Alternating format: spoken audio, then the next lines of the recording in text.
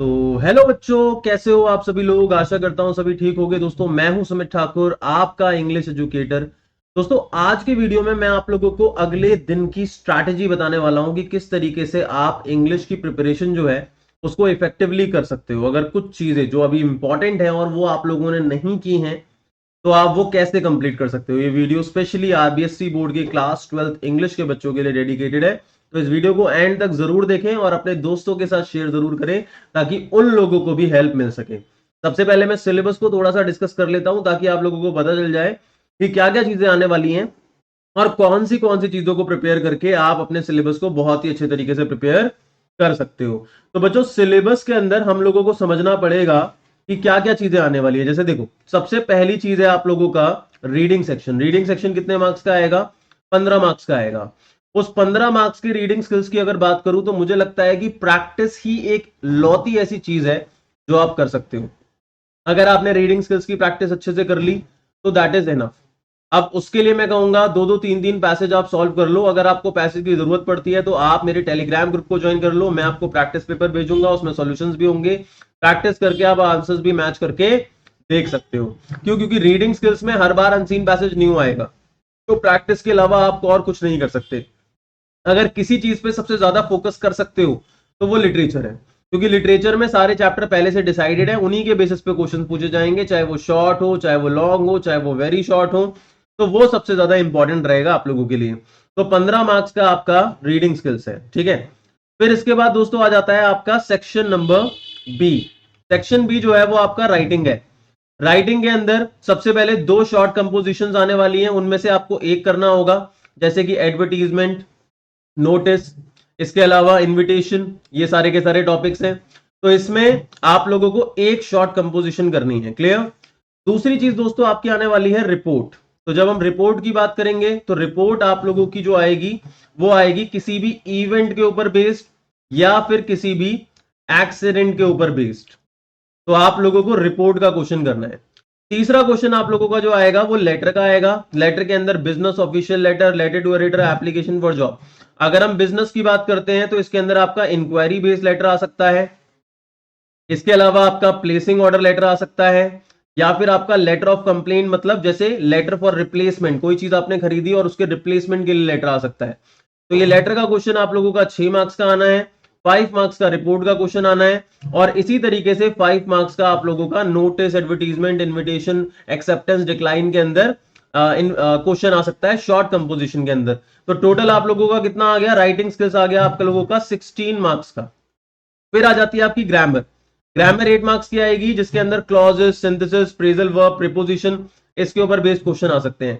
देखो, लेटर की बात करें, फॉर्मेट बेस्ड है, लर्न हो सकता है, जिसके अंदर सबसे इंपॉर्टेंट लेटर टू एडिटर है और जॉब लेटर है, ठीक है।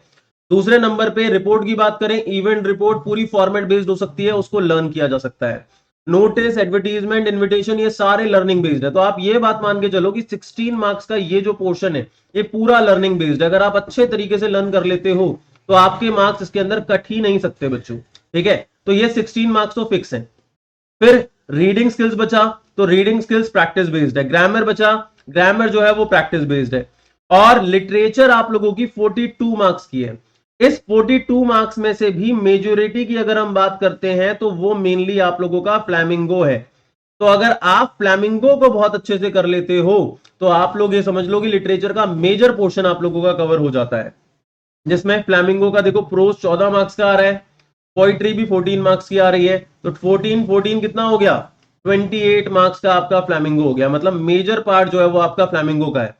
फिर विस्टाज 14 मार्क्स की आ रही है। यहाँ पे विस्टाज आपकी 14 मार्क्स की आ रही है। तो 28 प्लस 14 कितना हो गया? 42 मार्क्स हो गया।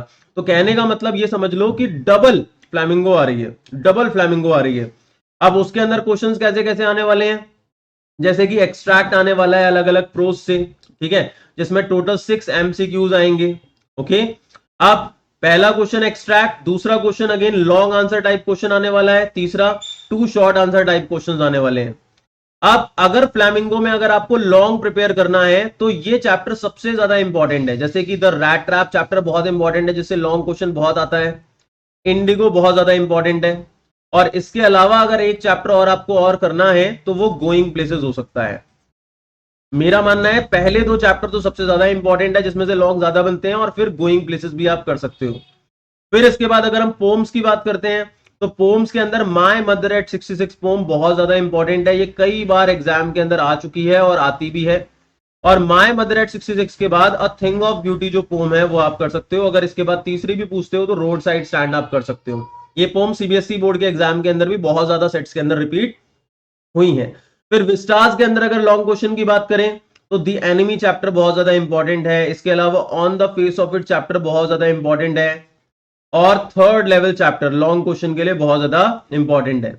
तो अगर कोई भी बच्चा ऐसा है जिसको ये समझ नहीं आता कि यार मैं लॉन्ग आंसर में लिखूं क्या, तो मेरे नोट्स के अंदर मैंने हर एक चैप्टर का एक लॉन्ग आंसर जो कि एक कॉमन आंसर है वो दे रखा है।